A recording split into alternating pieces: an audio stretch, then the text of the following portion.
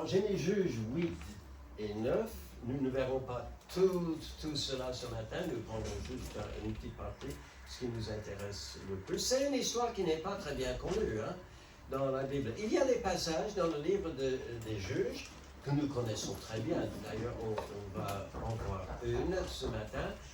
Mais ce qui m'intéresse, c'est peut-être un épisode qui n'est pas très bien connu. Quoique, c'est une histoire vraie.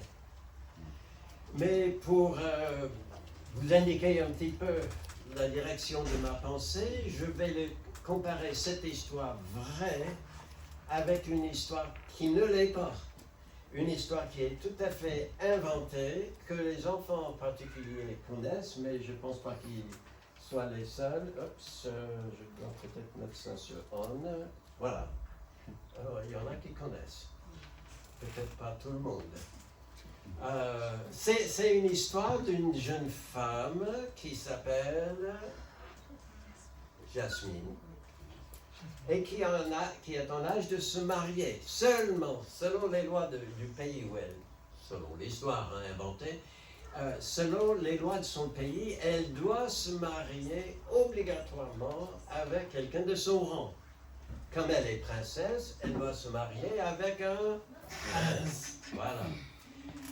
Et il y avait des prétendants, il y en avait qui voulaient bien se marier avec elle, peut-être pour sa beauté, peut-être à cause de tout ce qu'elle allait hériter, etc. Mais en tout cas, elle ne les aimait pas, tous ces princes qui sont venus lui faire la cour. Mais elle a rencontré un jeune homme qui s'appelle Aladdin. Il y en a qui connaissent. Très bien. Je peux vous faire un petit aveu personnel. Je le ferai si vous me promettez de ne rien dire à qui que ce soit. D'accord? C'est un secret entre vous et moi. Il m'arrive des fois de regarder des dessins animés. Ne dites à personne. Oui, parce que Benjamin, il aime bien, alors des fois, je me mets à côté de lui pour regarder ses films. Et alors, elle a rencontré ce jeune Aladdin qui voulait aussi se marier avec elle, mais il y avait un problème. Il n'était pas prince. Alors pendant une bonne partie de l'histoire, je ne vais pas tout raconter de cette histoire-là, mais pendant une bonne partie de cette histoire, il fait semblant. Ça tombe mal, et puis bon, ils vont vivre plein d'aventures, etc. Ils se retrouvent ensemble à la fin de l'histoire. Et la question du mariage revient. Et comment est-ce qu'ils peuvent se marier puisqu'il n'est pas prince? Mais elle et son père se mettent d'accord sur le fait que... Alors... Voilà. Ok. Vous le faites parce que peut-être les piles sont pas en bon état. Ils ont reconnu ce qui est bien, même pour nous, de reconnaître. C'est avoir un bon cœur vaut bien plus qu'un grand titre. Ou, encore, on peut le dire comme ceci, on n'a pas besoin d'être prince pour agir comme un prince. Et c'était le cas de Prince Ali, enfin, Aladdin. Et c'est aussi le cas de ce que nous allons voir dans l'histoire aujourd'hui. C'est une histoire, si on peut avancer, qui est à la suite d'une histoire bien connue dans le livre des Juges. C'est l'histoire de Gédéon. Vous connaissez l'histoire de Gédéon? Ah ben c'est une histoire comme plein d'autres dans ce livre où Israël est tombé dans le péché, et puis Dieu a permis que son peuple soit châtié à cause de sa désobéissance. Jusqu'au jour où finalement on va lever la voix vers l'Éternel pour être délivré. Et c'est ce qui s'est passé au temps de Gédéon. Ça faisait 7 ans, 7 années de suite, que des ennemis sont venus dans le pays, toujours à la période des récoltes, ce qui signifie peut-être plusieurs fois dans l'année même, parce qu'il y a des récoltes. au printemps, notamment de l'orge, après du blé, après, par la suite, il y aura aussi des raisins, il y aura enfin tout ce qui pousse dans les arbres. Et donc ils venaient chaque fois qu'il y avait une récolte pour prendre pour eux-mêmes tout ce que les Israélites se sont donné du mal à produire. Mais qui signifie derrière quelle était la condition des Israélites après. C'était comme la famine. Il fallait qu'ils apprennent, et sans doute c'était fait progressivement, à cacher, à faire la récolte en cachette et une fois emmagasiné, de bien garder ça au secret pour que leurs ennemis ne viennent pas les prendre. Et c'est là qu'Israël, finalement, au bout de 7 ans, oui, des fois, il faut que Dieu travaille nos cœurs pendant un moment avant que nous sachions qu'il y ait quelque chose qui ne va pas entre nous et lui. Hein? Des fois, on peut continuer longtemps pensant que tout va bien, mais après 7 ans, voilà, ils se sont tournés vers l'Éternel, et qu'est-ce qu'il a fait? Eh bien, il a appelé Gédéon, et Gédéon a convoqué toute une armée. Ils étaient plus que 300 au départ, hein. Il me semble qu'ils étaient quelque chose comme 30 000. Et puis Dieu a dit non, c'est trop. Ils vont se glorifier si jamais ils arrivent à avoir la victoire. Donc il a diminué par une série d'épreuves. C'était 10 000, c'est toujours de trop. Finalement, il ne restait que 300. Et ils étaient fortement armés quand même. Hein? une torche, qui cachait sur une espèce de vase, un grand pot, comme nous le voyons ici, qui est cassé maintenant. Et ils avaient encore pour sonner. C'est tout. Et au moment donné, eh bien, ils ont cassé les cruches, la lumière a brillé tout autour de ces ennemis qui ont pris la panique, commencé à fuir, et Dieu a donné une énorme victoire à Gédéon et ses 300 hommes, presque sans armes, sans rien. Oui. Parce que la victoire appartient à l'Éternel, non pas à nous. Et il leur a donné une grande victoire là. Et là, on le connaît, cette histoire-là. Mais ce qu'on connaît peut-être moins bien, c'est la suite. Et c'est là où on va continuer. Parce qu'il a continué à vivre, il a eu vraiment une famille nombreuse, il s'est marié plusieurs reprises, c'est pas de nos habitudes aujourd'hui, mais bon, il avait plusieurs épouses avec qui, selon la Bible, il avait eu 70 fils. Peut-être il y avait des filles aussi, mais qui ne figurent pas dans la liste. Pourquoi? Parce qu'une fille, quand elle grandit, comme Jasmine, vont quitter le foyer, et vont se marier et partir dans une autre famille. Mais 70 fils. Et peut-être ils étaient même 71. Parce que ce qui se passe, c'est que finalement Gédéon va mourir. Et là, il va y avoir un conflit qui va arriver. Parce qu'il y avait eu les 70, peut-être 71, et en plus un autre qui n'est pas compris dans les 70 parce qu'il n'est pas né d'une de ses épouses. Il a eu une aventure avec une de ses servantes et personne n'a voulu considérer ce jeune, et on va à la suivante maintenant. Abimelech, il s'appelait Abimelech. Il devient grand. Quand papa meurt, et il sait qu'il n'est pas accepté dans la famille de ses demi-frères, eh bien, qu'est-ce qu'il fait? Il se retourne vers la famille de sa maman et le village d'où elle était venue, Sichem, chercher leur aide. Et ils étaient contents de lui donner cette aide parce que justement, ils cherchaient quelqu'un pour régner sur eux. Et voilà ce qui s'est passé. avec l'aide des habitants de Sichem, il est allé tuer les 70 de mes frères. Oui, c'est une histoire terrible. Hein? Il les a tous massacrés pour qu'ils puissent régner seuls. Sauf qu'il y avait un, et on peut continuer, il y en avait un qui s'y est échappé. On parle de 70 qui ont été massacrés, mais il y en avait un qui n'était pas dans le lot. Pourquoi? Parce qu'il a réussi à se cacher. Et on est venu après pour lui dire, voilà, il s'est fait maintenant roi de Sichem, etc. Alors là, encore un petit clic, et il a décidé de fuir pour sauver sa vie. Hein.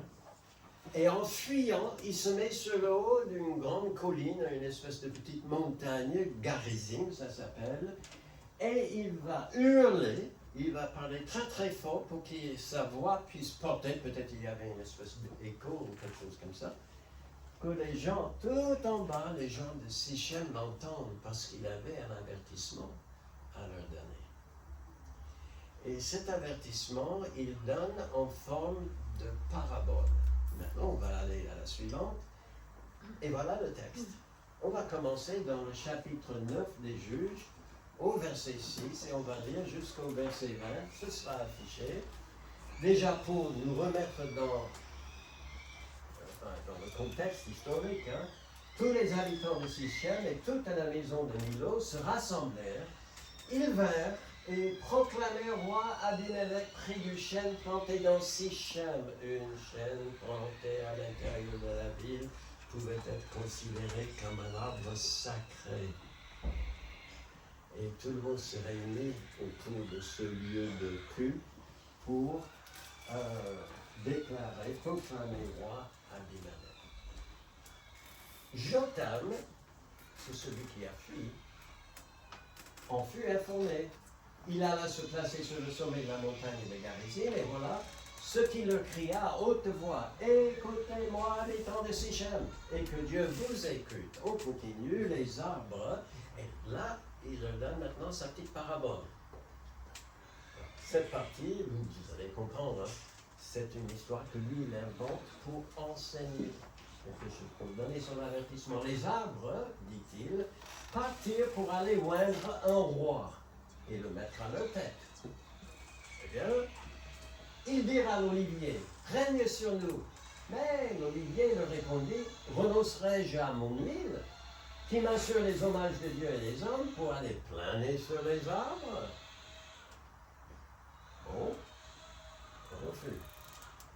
Deuxième tentative.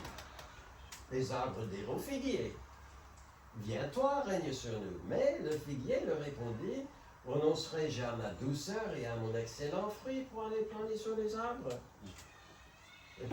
Deuxième refus. Troisième tentative. Les arbres dirent à la vigne, viens-toi, règne sur nous. Mais la vigne leur répondit, renoncerai-je à mon vin qui réjouit Dieu et les hommes pour aller planer sur les arbres?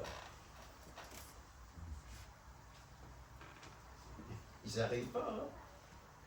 Là, ils vont se tourner une quatrième fois. Tous les arbres dirent au buisson d'épines, viens-toi, règne sur nous. Et le buisson d'épines répondit aux arbres, si c'est de bonne foi que vous voulez moindre pour votre roi, venez, réfugiez-vous sous mon ombrage. Sinon, un feu sortira du buisson d'épines et dévorera les cèdres du Liban. Maintenant, alors là, c'est la fin de la parabole.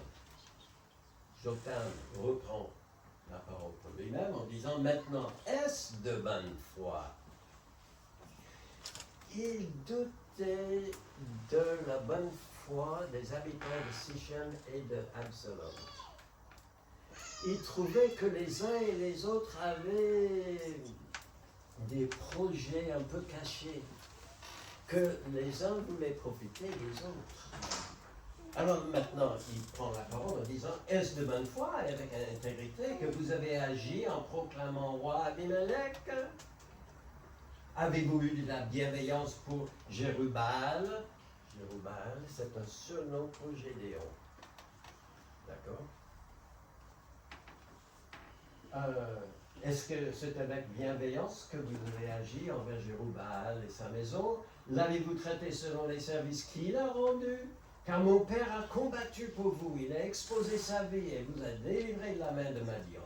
Et vous vous êtes levé contre la maison de mon père, vous avez tué ses fils, 70 hommes, sur une même pierre, et vous avez proclamé roi sur les habitants de Sichem, Abimelech, fils de sa servante, parce qu'il est votre frère. Si c'est de bonne foi, avec intégrité, quand ce jour vous avez agi envers Jérubaal et sa maison, eh bien qu'Abimelech fasse votre joie, et que vous fassiez aussi la sienne. Sinon, qu'un feu sorte d'Abimelech et dévore les habitants de Sichem et la maison de Milo, et qu'un feu sorte des habitants de Sichem et de la maison de Milo et dévore Abimelech. Guerre entre eux. Vous savez, c'est exactement ce qui allait se passer quelques années après. Ils allaient s'entretuer. On peut continuer. Voilà. Vous avez compris, hein, la parabole. Les arbres représentent des hommes. Et dans ce cas-là, les habitants de Sichem et la famille de Milo, sans doute la famille de sa mère, sont représentés par une espèce de forêt de belles arbres qui sont à la recherche d'un roi. Et ils vont aller, on peut aller assez rapidement là, ils vont aller vers un olivier, dans un premier temps. Ensuite, un figuier, troisième lieu.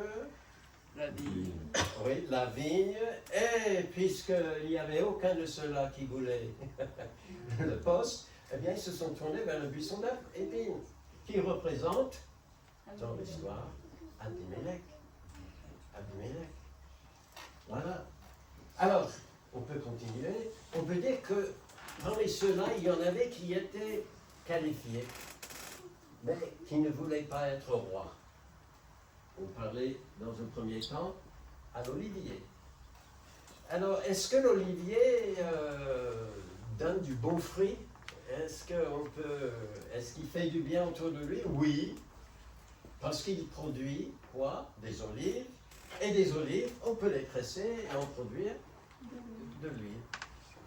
Et alors là, il dit, l'olivier s'assure des hommages de Dieu et des hommes en le faisant. Hommage de Dieu, pourquoi? Parce que Dieu a créé l'olivier pour produire des olives. Hein?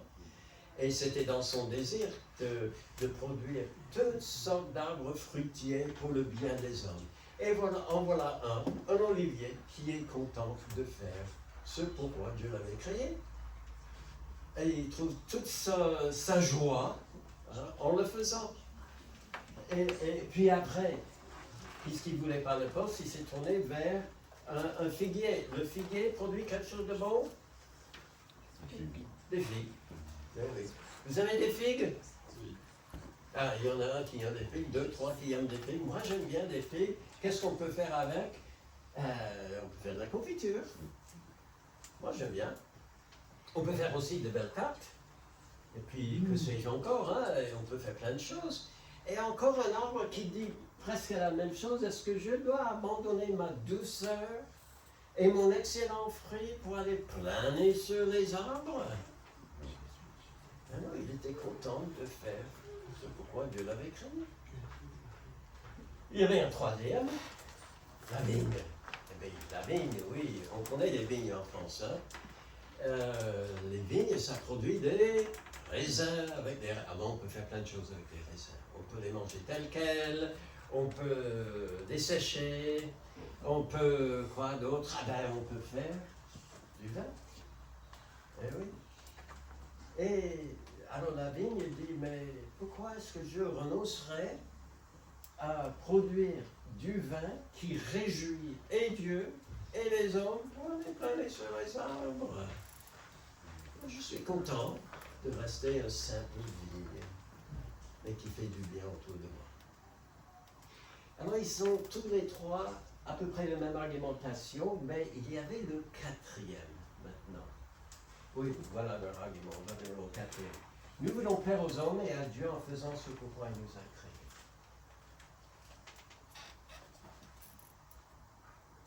ou encore, vous remarquerez qu'aucun d'eux n'était roi. Et aucun des trois ne voulait l'être non plus.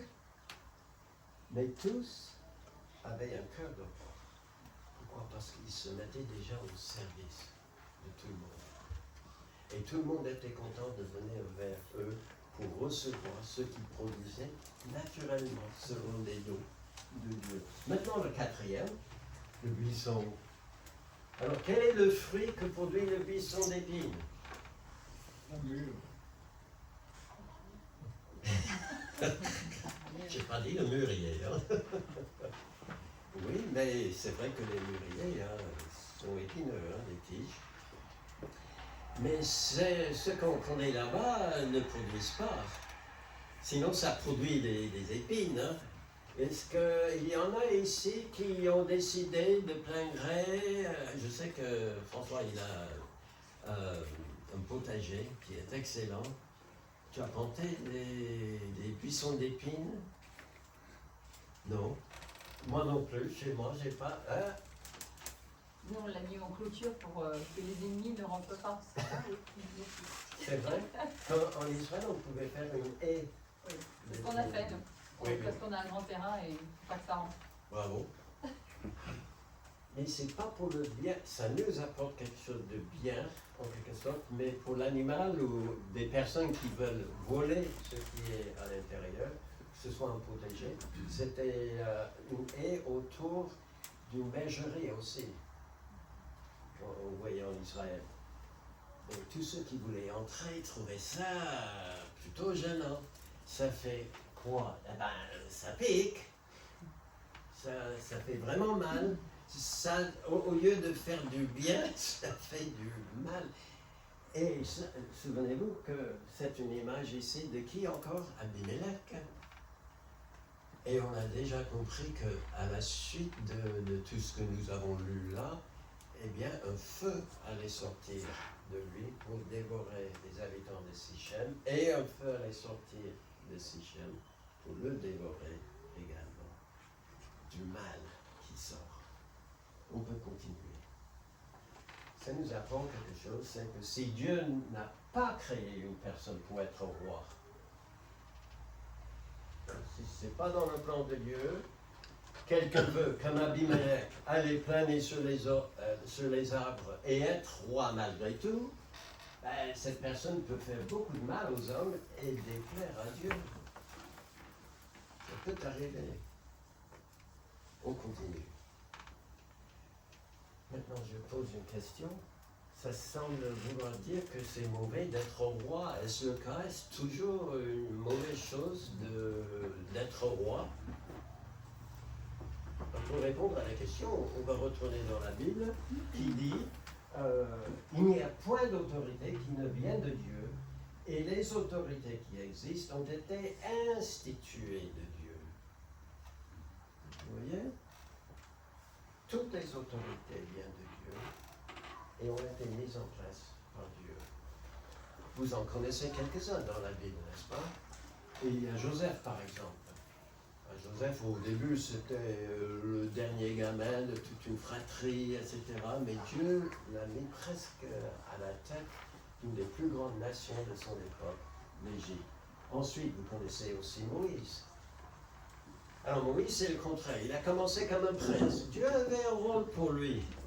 Mais il fallait qu'il attende le bon moment que Dieu avait désigné pour assumer ses fonctions. Mais il n'allait pas devenir, lui qui était au début prince d'Égypte, il n'allait pas devenir le pharaon, mais Dieu allait le mettre à la tête d'un peuple qui était encore plus précieux à ses yeux, son propre peuple Israël. Et il a dirigé le peuple. Puis vous connaissez aussi David. David, j'étais un petit gamin, on va revenir à lui tout à l'heure, c'était un petit gamin derrière le troupeau de son père, et quand bien même il fallait choisir quelqu'un pour être roi, on a regardé à tous les aînés dans la famille, et on n'a même pas pensé à lui.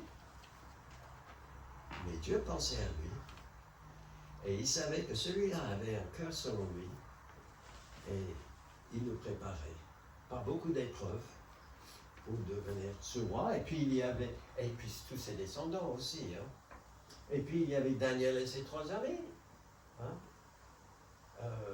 Qui aurait cru qu'un jour, ces gamins inconnus au départ en Israël, de ce quoi, d'un peuple qui était opprimé et vaincu par les Babyloniens, deviendraient un jour des très très hauts fonctionnaires en Babylonie et puis même dans la suite dans l'Empire perse. Dieu met en place quelquefois. Alors si on peut faire encore un petit flic là, c'est pas toujours une chose mauvaise que d'être un roi, à condition que c'est dans le plan de Dieu. Si c'est dans le plan de Dieu, c'est une chose qu'on peut envisager. Maintenant, ce qu'on dit au niveau d'un État, on peut le dire aussi au niveau d'une Église. La Bible dit par rapport à différents responsables dans une Église, il a donné les uns comme apôtres. L'Église primitive, il y avait des apôtres qui étaient encore en vie. Les autres comme prophètes, les autres comme évangélistes, les autres comme pasteurs et docteurs. Puis il y a un autre passage qui dit, mais tous sont-ils apôtres? Tous sont-ils prophètes? Tous sont-ils docteurs? Vous vous souvenez de ce passage dans 1 Corinthien, bon moi c'est aussi dans 1 Corinthien, mais beaucoup plus tôt dans le livre d'1 Corinthien, eh bien il dit que Dieu n'a pas choisi beaucoup de nobles, des gens, de grands personnages, hein, mais il a choisi parmi des faibles pour lui servir. Et donc, ils sont tous apôtres, ils sont tous en quelque sorte dirigeants, enseignants, etc. Non, non, mais, et là on peut continuer, on peut faire beaucoup de bien sans être le roi. Hein? Alors je ne sais pas si vous voyez ce petit pion là, c'est presque invisible, mais il jette une image de roi. Il est tout petit. C'est de tout petites pièces sur un échiquier. Mais tu peux gagner aux échecs en savant bouger tes pions. Hein? Oui, il faut être plus fort que moi. Mais on va continuer maintenant. Alors la question que je vous pose ce matin, roi ou royal, que voulez-vous? Alors, quand je parle d'être royal, c'est le titre du message, hein, soyez royal, c'est d'avoir le cœur d'un roi. Je veux dire par ça, c'est de vouloir utiliser les capacités comme l'olivier, comme le figuier, comme la vigne, utiliser les capacités que Dieu vous a données pour sa gloire et le bien des autres, sans chercher à être le plus grand, à aller planer sur les autres. Hein? Ça, ce qu'on dit sur la nation, on peut le dire à un autre niveau également, et c'est ce que Dieu veut. On peut continuer. Alors, enfant ou adulte, vous pouvez être royal. Est-ce que Dieu vous a donné un talent? Peut-être. Un talent, c'est une capacité. Vous arrivez à faire des choses très facilement que les autres ont du mal à faire. Hein? Et je ne sais pas s'il y en a comme ça ici. Peut-être vous avez un talent. Un don spirituel, c'est une capacité de faire grandir les chrétiens autour de vous. Par la parole, par la gentillesse, enfin, Dieu vous donne une capacité d'agir envers les frères et sœurs en Christ, de sorte que quand ils sont auprès de vous et vous êtes au milieu d'eux, eh bien, ils sont contents, ils grandissent, ils deviennent plus matures en Christ. Capacité physique. Ah, vous avez regardé un peu les JO? Moi, un tout petit peu, oui. Moi, je suis étonné quand je vois certains, et je me dis, voilà, c'est pas étonnant que tel gagne, parce que je regarde comment il est fait. J'étais un peu, je riais presque un petit peu. Vous avez suivi le judo mixte, pas individuel, mais les compétitions de mixte, il y avait filles et garçons dans le groupe. Et à la fin, c'était France dans la finale, France contre le Japon. Et à la fin, ils étaient à égalité. Je crois 3, Non, 2, j'oublie. Et puis, par une espèce de tirage au sort, on devait déterminer qui allait recombattre pour son équipe. Et le sort est tombé sur, oui, notre cher Riner. Hein? Et je me suis dit, ça n'aurait pas pu, mais c'était compliqué quand même. Hein? Ils se sont battus longuement avant que finalement il a eu la victoire. Mais je regarde, il va mesurer à peu près comme ça. Hein? Véritable armoire de glace. Je me dis, il est fait pour faire ça. Dieu lui a donné des capacités physiques que moi je n'ai pas. Et peut-être vous avez du savoir-faire. Je vous donne un exemple de ce que je veux dire là. Dans notre famille, nous étions tous, pratiquement tous, musiciens.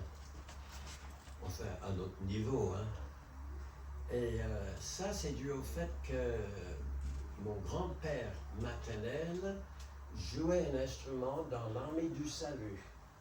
Et il avait la possibilité de nous filer des vieux instruments, des trompettes, des saxophones, clarinettes, etc., etc. Alors, nous nous mettions en cercle et nous avions chacun son instrument. Ils étaient tous différents. Ce qui plus est, il n'y avait aucun instrument qui était accordé à celui de son voisin. Il y en avait qui étaient accordés sur un do, et le voisin sur un ré, sur un mi, etc. On avait toute la gamme. Mais on n'avait qu'une seule partition. Et nous devions tous jouer. Alors, vous mettez tous ces instruments qui ne sont pas accordés entre eux à suivre la même partition. Quand ils vont jouer ensemble, ça va faire, non pas l'harmonie, mais la cacophonie. C'est terrible. Mais ma sœur, une de mes sœurs, ma sœur jumelle, un jour, elle a dit ceci. Toi, tu regardes la partition et tu joues 2 notes au-dessus. Et tu ajoutes un dièse. Au suivant, tu joues la même partition, mais une note plus bas. Et ajouter un bémol. Et ainsi de suite, tout autour. Elle n'avait jamais fait de solfège de sa vie. Un jour, ça fait un déclic en elle, et elle savait que, enfin, et quand on le faisait, c'était joli. On faisait la belle musique. Parce qu'en fin de compte, avec ces petits arrangements-là, eh bien, on arrivait à nous accorder les uns aux autres.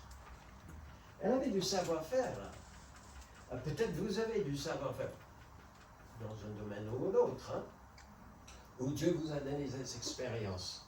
Est-ce que tout le monde a exactement les mêmes expériences dans la vie? Les mêmes opportunités? Non, on n'a pas.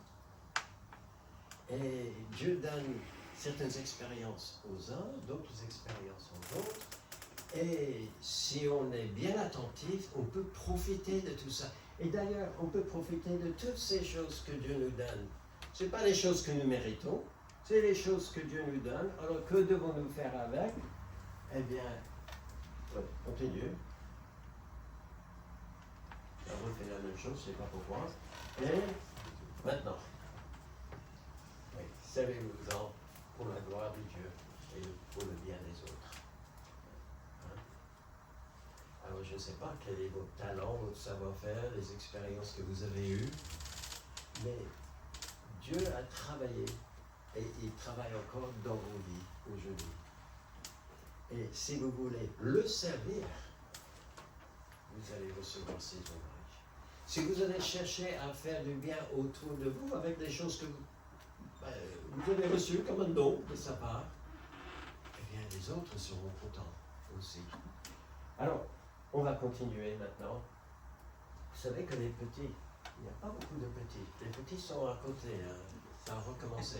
Dans notre église, l'école de dimanche n'a pas encore commencé. On reprend à la rentrée. Mais on a une petite, qui est de moins en moins petite d'ailleurs. Une jeune femme, mais petit ou grand. c'est pas seulement une question d'âge non plus, c'est une question de regard sur soi. Il y a des personnes qui sont très contentes de se penser plus grand que les autres. Mais là, je crois que la plupart d'entre nous, nous sommes un peu timides, un peu, hein, et on ne se met pas en avant. Un petit comme un grand. Mais je pense en l'âge même, donc on va voir par exemple Samuel. Il est devenu un des plus grands prophètes qu'Israël a jamais connu. Mais ça a commencé quand? Quand sa maman, il venait d'être sevré, donc il était tout petit. Il savait sans doute marcher déjà, mais c'est tout petit qui commençait à servir dans le temple, auprès d'Élie, le prophète. Ensuite, on a parlé de David tout à l'heure. Oui, il est devenu un grand roi, Dieu a voulu ça pour lui, mais quand est-ce que Dieu a commencé sa formation de ce jeune homme? Ah ben, quand il était tout jeune, berger, derrière un troupeau d'animaux, non pas d'hommes, mais au début, animaux. Il savait les conduire vers le vert pâturage, il savait les protéger, etc. Il apprenait à faire exactement les mêmes choses qu'il allait devoir faire en tant que roi plus tard. Dieu était en train de préparer son cœur. Et puis nous avons également Timothée, on en prendre un dans le Nouveau Testament. Alors Timothée était devenu un grand serviteur associé à l'apôtre Paul. Et Paul, qui devait quelquefois continuer son chemin selon la direction de Dieu, devait parfois laisser derrière lui quelqu'un pour s'occuper des églises qu'il fondait. Et il y en avait plusieurs comme ça, mais parmi d'autres, il y avait Timothée. Et Timothée, il est connu pour sa timidité aussi. Que personne ne méprise ta jeunesse, mais sois un modèle. Paul lui disait. Oui, petit déjà, on pouvait servir Dieu et servir les gens autour de soi-même. Et c'est ça, avoir le cœur royal. Se mettre au service des autres. Et puis, on va continuer. La personne, je voulais mettre ça parce que qui est celui qui a eu le plus ce cœur royal? C'est Jésus-Christ. Hein? C'est Jésus-Christ. Il y a un verset qui dit qu'il n'était pas venu pour être servi comme s'il était un roi, que tout le monde devait venir vers lui servir, etc. Non, mais pour servir et donner sa vie comme la rançon pour beaucoup. Il était le seul à pouvoir le faire et il a accepté. Lui qui était l'égal à Dieu, il n'a pas pris son égalité avec Dieu comme une proie arrachée, comme si ça ne lui appartenait pas. C'était vraiment son caractère. Il était Dieu fait chair. Il est venu dans le monde. Il s'est humilié et il s'est rendu obéissant à son Père comme un serviteur le ferait en allant jusqu'à la croix. Ça, c'est un bel exemple. Si vous voulez être comme Christ, eh bien, ayez un cœur royal. Et puis, Jacques nous dit ceci, que si vous accomplissez la loi royale, c'est quoi la loi royale? Ben, il nous le dit. Selon l'Écriture, c'est la loi qui dit « Tu aimeras ton prochain comme toi-même ». Vous vous mettez au service des autres. Vous manifestez l'amour. Vous faites tout ce que vous pouvez pour les autres autour de vous. Eh bien, il dit, si vous obéissez à cette loi-là, vous faites bien. Vous faites bien. On continue, on est presque à la fin. Vous savez que Dieu vous a créé tel que vous êtes.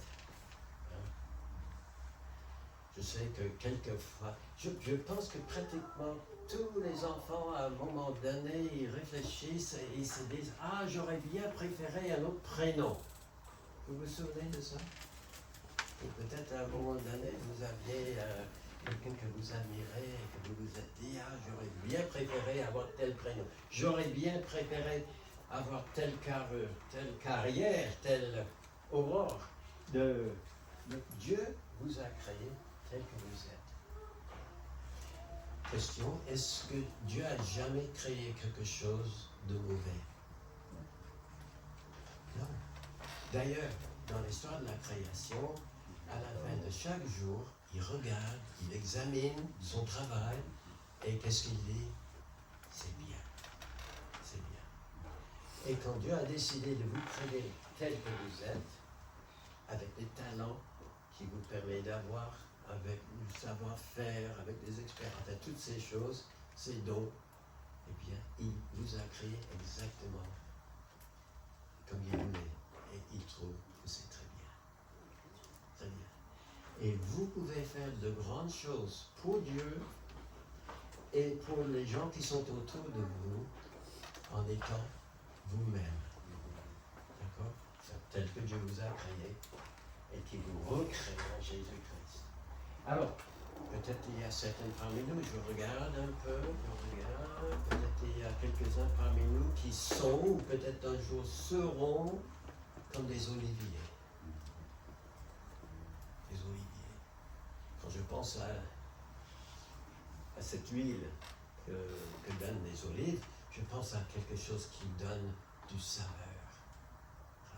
Je pense aussi à quelque chose, parce qu'on s'en sert aussi, et jusqu'à ce jour-ci, dans les pays chauds, pour mettre sur la peau. Ça a des qualités médicinales. Ça protège. Et peut-être c'est ce que Dieu veut que vous soyez. Et vous l'êtes déjà, et vous le serez un jour. Mais Dieu vous préparera pour ça. D'autres seront comme des figues, des figuiers. Hein? Vous êtes... Ah, les figues, comme je vous ai dit, j'aime bien les figues. C'est doux. C'est quelque chose qui est excellent. Et puis on a aussi quelques-uns peut-être parmi nous qui sont ou seront comme des vignes. Parce que vous allez produire quelque chose qui va réjouir les autres. Les gens seront contents d'être en votre présence. Ils seront heureux. Vous connaissez des gens comme ça? Moi, j'en connais. Même ici, présent, je ne vous dis pas qui. Mais je connais des personnes chez moi, ici et ailleurs, que je sais que quand je serai avec, eh bien, je serai content. Parce que ces personnes dégagent comme le bon vin qui réjouit le cœur. Et peut-être il y a des personnes comme ça ici dans cette église, je ne vous connais pas aussi bien que vous vous connaissez entre vous, mais vous savez qui parmi vous est peut-être comme un figuier, ou une vigne, ou un olivier, ou encore, j'espère qu'il n'y a pas de buisson d'épines. Mais certains seront aussi des dirigeants.